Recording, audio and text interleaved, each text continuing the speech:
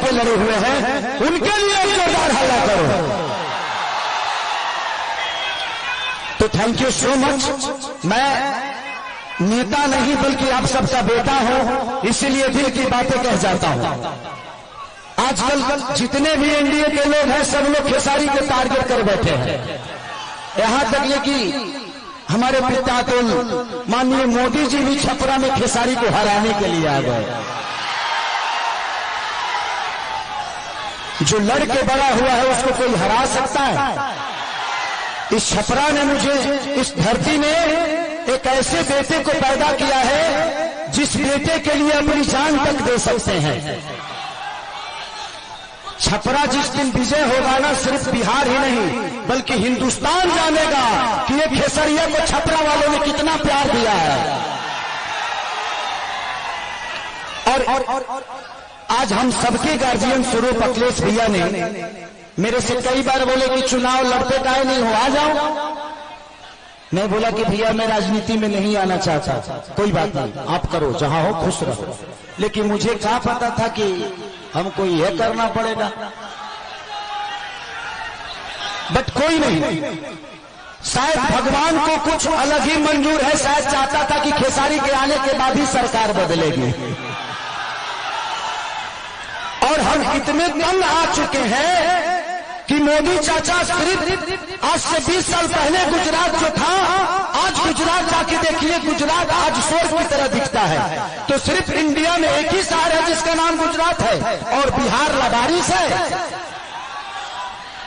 बिहार के माँ बाप से उनके बच्चों को दूर भेजने के लिए ट्रेन देते हैं आप, उनके पत्नियों से दूर भेजने के लिए ट्रेन देते हैं, उनके बच्चों की शिक्षा के लिए कुछ नहीं करते। मैं इनसे यही पूछता हूँ कि भाई ये बताइए कि मंदिर बनाइए, मस्जिद बनाइए, गुरुद्वारा बनाइए, सनातन अपनाइए, लेकिन रोजी रोजगार खातिर का ट्रंप को वोट होने जाएंगे? ई के बनाइए। हम लोग के लिए फैक्ट्री कौन बनाएगा? हमारे बच्चों के लिए शिक्षा का व्यवस्था कौन करेगा? अब बैठ जाइए। हम यही सवाल कर रहे हैं। जब भी चुनाव आता है, जब भी चुनाव आता है तो इनको सिर्फ जंगल राज ही बताना है। अरे यार, जंगल राज थोड़ी देर के लिए मान लेता हूं कि था, मान लीजिए, सुन लिया। अरे तो कौन आप सब मंगल राज बना दिए हो इस धरती को? रोज हत्या होता है। लॉ एंड ऑर्डर हमारा बहुत अच्छा है।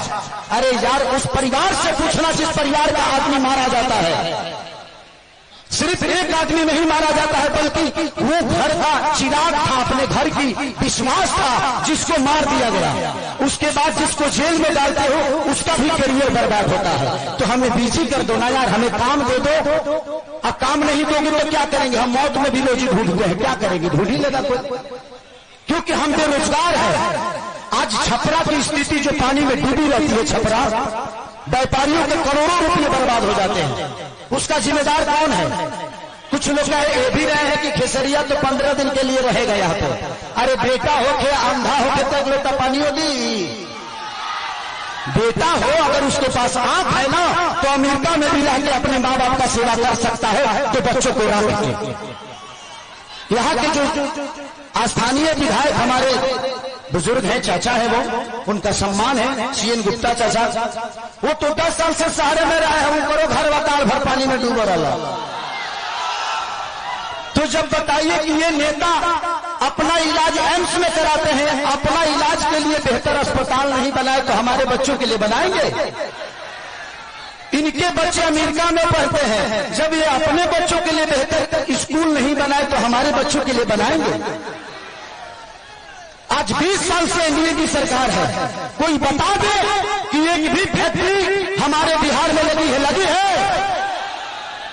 लागल बा, लागल नहीं थे, लोग यहां से भागल बा।